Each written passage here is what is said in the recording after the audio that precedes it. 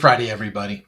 Kurt Van Onen here, Manana No Mas. As you can see this way, as you can see, we are continuing to learn more and more about the features and benefits of streaming from Rumble. Are you ready to rumble? So we've got our overlay in place. Trying to get there. There's one. There's the other one. There's the other one. All right. So I'm just playing games. Folks, welcome to Fitness, Focus, Freedom Friday. Boy, I just love the way that just rolls through, right? Fitness, Focus, Freedom Friday. Fitness-wise, I completed the 400-mile bicycle challenge last month. That was one of the updates that I kept wanting to update you on, and I would come on and I would talk and I would do my thing, and then I would be like, I don't know if I ever said it, but we did. We crushed it on the fundraising, so we beat our fundraising goal. I got my New Jersey, so I'm thrilled to get my New Jersey, and then of course did the 400 miles. So rode the 400 miles by bicycle during the time of the challenge, and was thrilled to do that for the Great Cycle Challenge. That was our 8th season doing that. So that's the 8th year that I've done that in a row. And there were times where I was like, I'm just not going to do it this year. But then they send that stupid email out, and you're like, I guess I'm going to do it again. And I'm sure I'll do it again next year as well. It's a little thing that kind of helps me just keep things moving. I'm getting to the age now where I kind of need some inspiration to keep things moving. Now, with that, the theme of my Friday talks is really just like, hey, how are we wrapping things up? One of the things I wanted to share, and I put it in the notes, was I am so thankful for the decisions that we've made over the last couple of years, like our recent life decisions. I'm very thankful that I made them. I have been talking to people that are exasperated, that are tired, that are frustrated, that Google changed everything and now the SEO is dropping, right? Well, I hear that from tons of people. All the work we did on SEO is gone. We need these numbers. We got to keep pushing this and pushing that. And I understand that one of the tenets of doing business is that you always want to grow. I fully understand that. I embrace that. I'm a capitalist. I totally get it. But what I have seen is people push things to the absolute limit and then get upset when it doesn't stay at the limit, I think is what I'm saying. There's a certain appetite for things, and then when that appetite is gone, you have to change. You either need to reduce your needs, right? You need to know that your means are going to change, and so you want to be able to live within your means. And so if your means are going to change, you want to change your expectations. So that's one way to go. Or flip the script and figure out what the next appetite is going to be and move on with it, right? And make sure that you ebb and flow and that you change. One of the interesting conversations I've had, and it's been with a couple of people lately, and so I want to share this with you, in Giver Marketing Talk. So I'm on the board with Giver Marketing, and I think there's still a board. I'm not sure. We haven't had a real board meeting in a while. But I was on the board with Giver Marketing, and we would say, there's definitely a difference between branding and marketing. There's a difference between branding and marketing. And then we would say there's a difference between marketing and sales. There's a difference between marketing and sales. And what I'm seeing now is I'm seeing just an epidemic, an absolute epidemic of entrepreneurs that are creating content and thinking that that is sales. That is not sales. That is marketing. That is marketing. I'm guilty of this myself, but I think if you pay attention to what I'm saying, I've already identified and come to terms with what my goals are. And when we think of Fitness, Focus, Freedom Fridays, you know that I'm very focused right now on balanced life. I'm very balanced on fitness. I'm very balanced on healthy, very balanced on freedom. And so in a lot of ways, I'm not really pushing the sales envelope that hard because I have reduced my expectations, which reduced my requirement for means. I hope you're keeping up with me. I hope you're tracking me and you see how this is going full circle.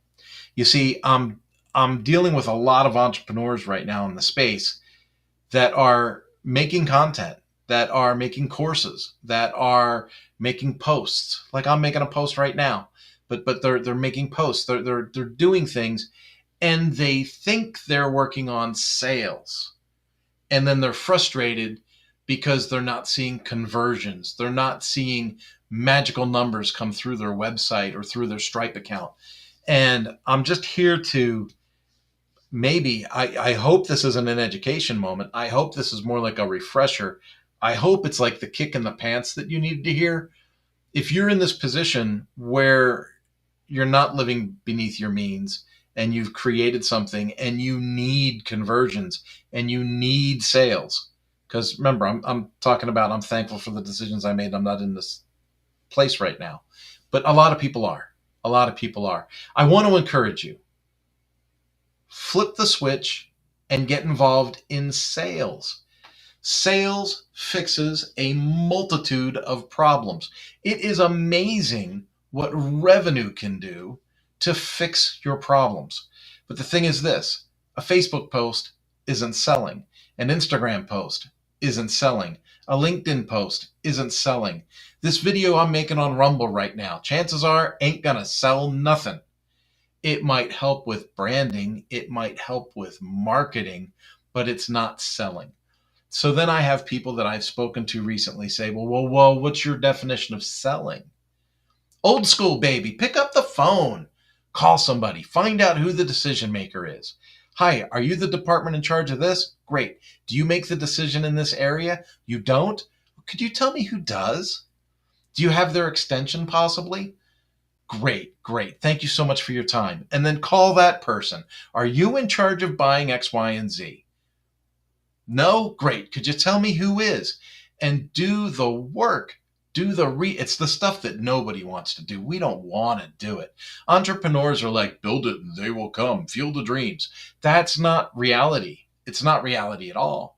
And so, unless you get into a space where you greatly reduce your financial responsibilities and you're able to slow things down a pace. Now, in true transparency, that is what we have done as a family. When we escaped California and got to Kansas, we lowered our overhead by almost 65%. That's hard for a lot of people to understand. But when you don't have to come up with 65% of something, it's a lot easier to make level-headed, calm decisions. And so that's what I'm saying when I say that I'm so thankful for our recent decisions.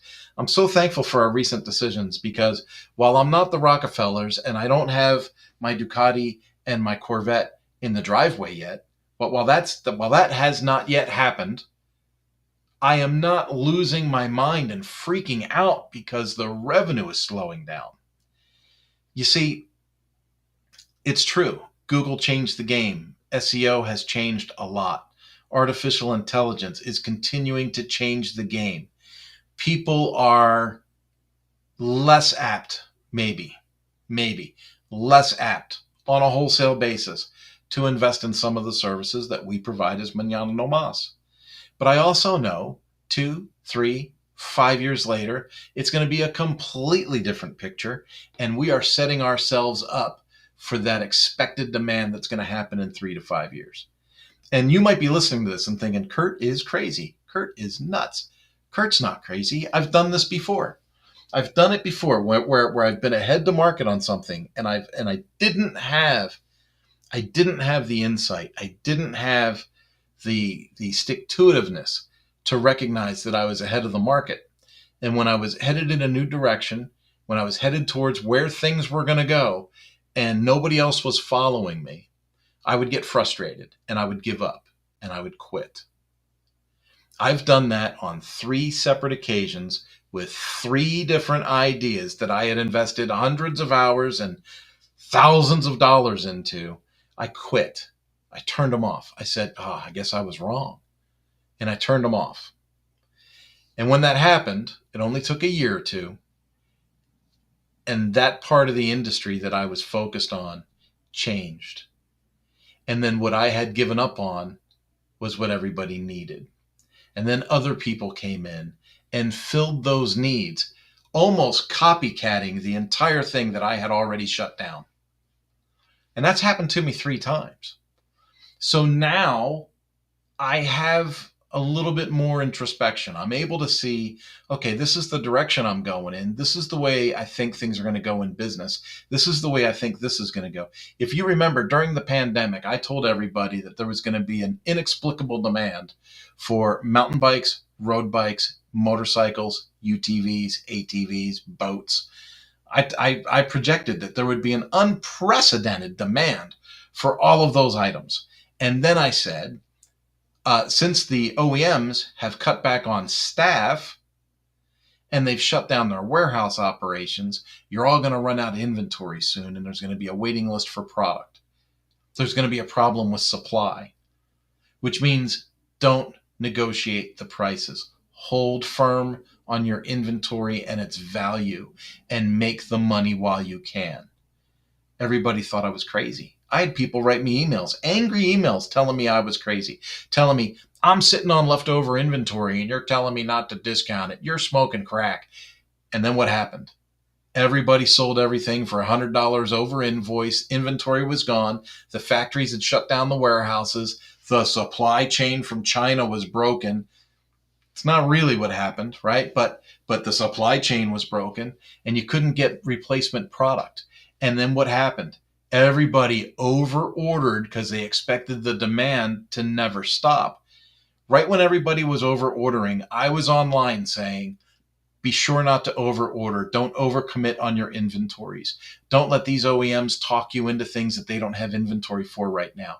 If they're trying to sell you stuff that's not going to be in inventory for 3 to 6 months, cut that order in half because you don't have the demand for it that you know is coming. You don't know that demand is still going to be there.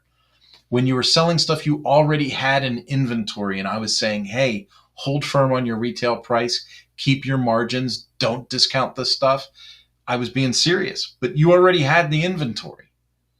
Then when you were out of inventory, dealer owners were overcommitting to this high level of inventory replacement with the OEMs. And OEMs experienced this great burst of growth through the pandemic, which was completely falsified.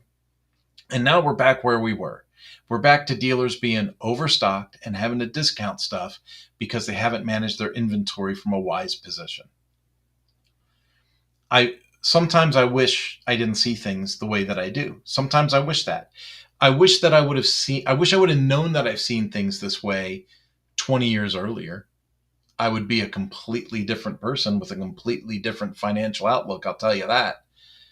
We had an online motorcycle accessory store before anyone else had an online accessory motorcycle store. And everyone said I was crazy. Everyone said, well, you're crazy. You can't do business without a brick and mortar store. If you don't have a brick and mortar store, no one's going to think you're legitimate. Nobody's going to want to buy things from you. And look where we're at today. Look where we're at today. Now people don't want to go to the store to buy stuff. They just want it delivered to the house. Folks, where I'm going with this is Fitness Focus Freedom Friday. I put myself in a position where I could slow things down a hair and really analyze what we're doing and really analyze the growth and the direction and make sure that we're going to be able to answer clients' real needs in a 3 to 5 year lifespan of an idea. And I know that my knowledge, my services, and my abilities are going to be at a very high value in 3 to 5 years. I know it. I wish other people had the benefit of that. The other thing that I know is this, and it's back to what we're talking about with the marketing and the sales. With marketing and sales, if you continue to market and assume that you're selling, you're going to continue to be broke. I know that people don't want to hear this, and I know that I'm telling people, I'm preaching to the choir because I'm not the best at this either. I'm a great salesperson, but I don't put enough energy and time into it. Why? Because let's just be honest, I'm very prideful and I think, well, I'm smart enough and I make enough content and people should know who I am. And when they're ready, they'll come to me. Well, that's not reality. The last customer that we got to be interested in our services, we actually visited them and took them sandwiches. and then had a conversation about their digital marketing plan. That is sales. That is sales. We just landed the Pleasant View Business Directory website. It's not a secret now, I don't think. I mean, I've told people before I'm pretty sure I can share it. We didn't sign an NDA or anything like that. And there's about 30 businesses in this directory. 10 of the businesses in the directory don't even have websites. So I'm visiting those businesses. Hey, I want to take some pictures of your store. I want to take a picture of your staff. I want to do this. It's going to be part of the directory website that we're making, blah, blah, blah. You know what? Other businesses in the network, they have a direct link to their website in the directory. But I noticed that your submission didn't have a website listed. Do you have a website? Do you have a Facebook page even? Do you have, hey, I run an agency. I run a full service agency. What kind of services do you think you could use that might increase awareness in the community and bring people to your doorstep? And then find out what they think a need is and then fill that need. That is sales. That is sales. Making this post, this is branding. This is marketing. It's more marketing than branding, to be honest with you. I mean, I got the logo on it. So I'm going to go with it is branding and marketing. But brand is like, what do people say about you when you're not in the room? It's almost like judging character, right? Is your brand highly regarded? Is your brand, do you treat your brand as if it's some kind of sacred thing? I do. I'm pretty strict about Mañana No Mas. Mañana No Mas does a lot of things. I will say that we are a little bit watered down on some of our messaging in some areas because my ADD, I get involved in all kinds of things. But I think the messaging, like getting it done yesterday, on time and under budget, professionalism, high business ethics, all of that falls within what people consider that know the Mañana No Mas brand. And I'm very, very proud of that. And then take a look at our Rumble page, our YouTube page, our Mañana No Mas Facebook page. Take a look at our LinkedIn. And then you're going to realize, oh, that's a ton of marketing. He's got a lot of marketing. He's got a lot of content. I'm on like 5 podcasts a week. So I'm out getting exposure in a lot of places. That is marketing. Now, the trick is in sales is to take that marketing, that confidence that comes with marketing, and go and physically see somebody. Go see somebody. Pick up the phone and call somebody. Do something. If you analyze your week as a business owner, as an entrepreneur, and you're doing like less than 5% in actual sales, that tells you why your revenue is down.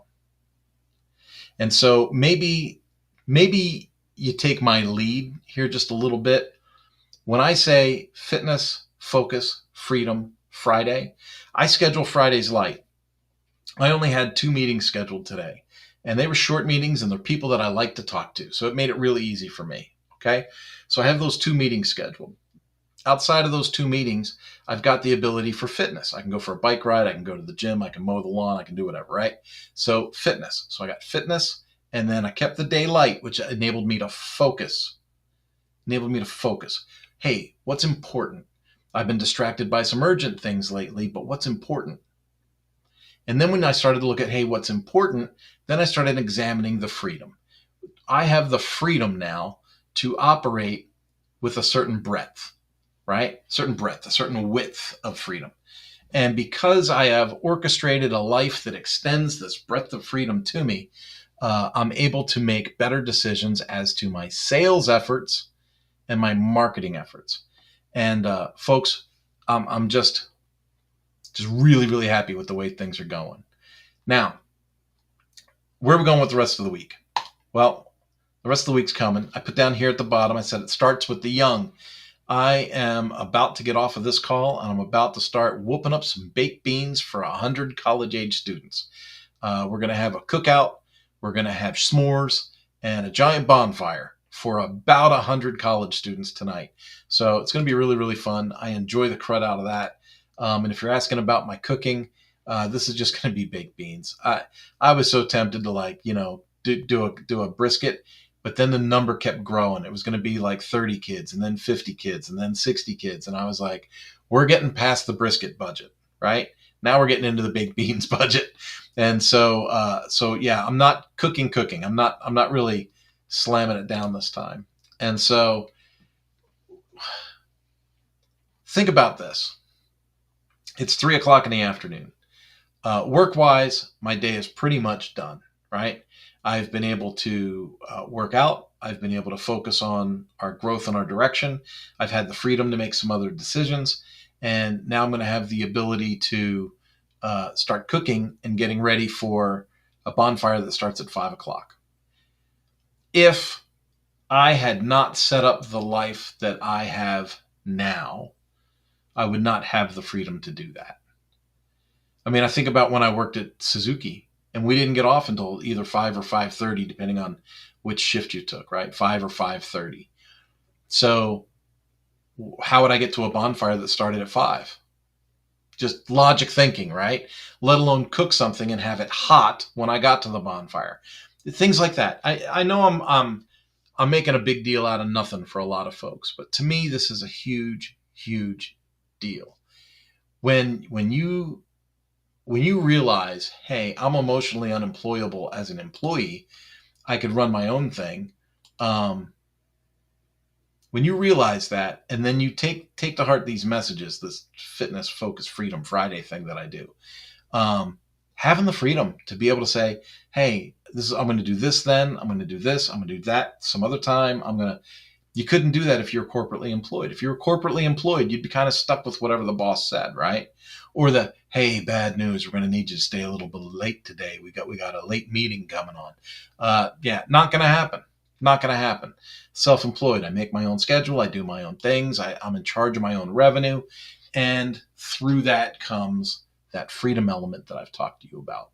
I can't say this enough. So thankful.